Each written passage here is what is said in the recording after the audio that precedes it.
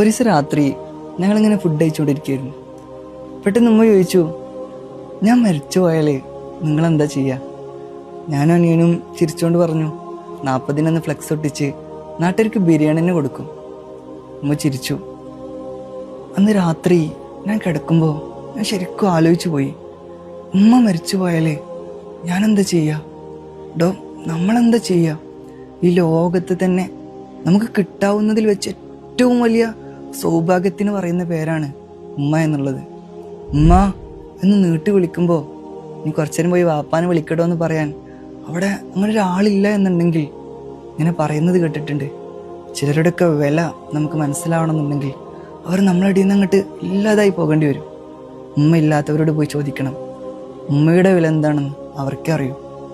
കുറച്ചൊക്കെ വലുതായാൽ പക്ഷെ നമുക്ക് തോന്നും ഈ കാര്യങ്ങൾക്കൊക്കെ നമ്മൾ മതി, ഒന്നുമില്ലെങ്കിലും കുഴപ്പമില്ലാന്ന്.